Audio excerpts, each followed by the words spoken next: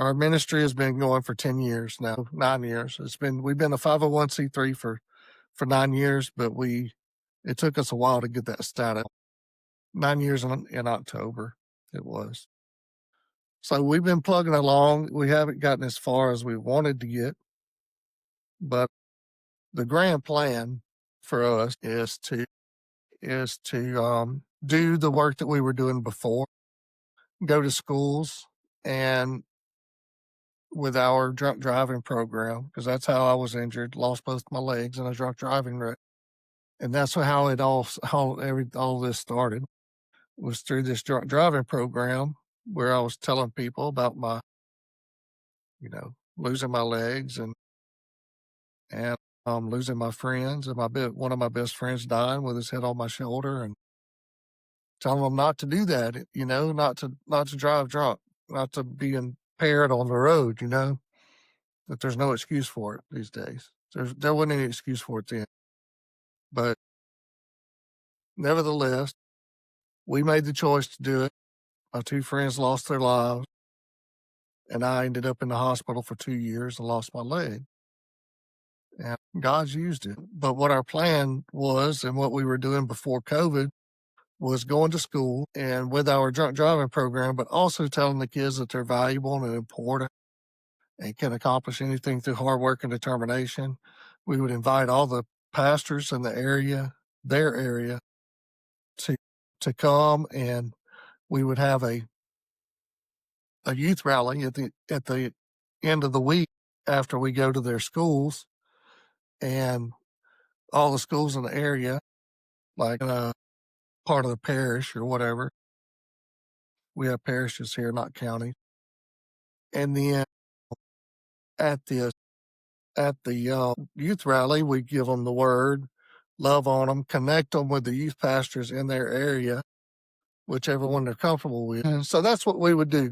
Go into an area, go to the schools, love on the kids, tell them they're valuable and important, and invite them to a youth rally at the end of the week. And we were getting a good 20% of the kids, and I was hoping to grow that number, but COVID kind of stopped it. And then my health has gone down. So now I'm doing the best I can with whatever. Best I can with what I got. God's building his ministry. It's gone from talking from sharing my story and helping other people share their testimonies. And I'm still doing that with a podcast. It's not about me anymore. It's about him. And I'm trying to be content in all situations. And most of them act like they've never, not most of them, a lot of them. It seems like the worst situation that they're in, like the poor environment, or, poverty comes with a lot of issues. And many of these kids act like nobody's ever told them they're worth anything. Isn't that sad? But that's our message. You are worth it. And it started out being, you are worth it. You're worth the effort it takes to have a plan to get home safely if you decide to go out and be stupid. But I also encouraged them. And I was doing it from a wheelchair, and that encouraged me to walk again for the first time in 20 years. And it took the literal miracle of God to do it. But the thing that encouraged me, Rebecca, is these kids have hope to see that they are responding. They're responding. These kids, it seems like they have no value for life, for killing each other in the street. You know what I'm saying? Seems like they have hope for the first time, that they can break that cycle of poverty in their lives. It's so sad. The problem is so huge. But anyway, that's what those kids are on my heart, helping men become godly men. It has been a new mission. Right now, I know the power of a testimony, and that's what I'm focusing on. Loving people, loving God, helping people share their testimonies, sharing the word. Absolutely, JJ. I need to learn. I've had a few small grants and stuff, and there is a group that I was going to partner with, who has programs for kids who have parents in jail, and Wow, Jay, I'd settle for 200,000 right now. Wow, look at God. So I really don't know how to write a grant for what I'm doing right now. Maybe for some of the equipment I need. I'm in really good.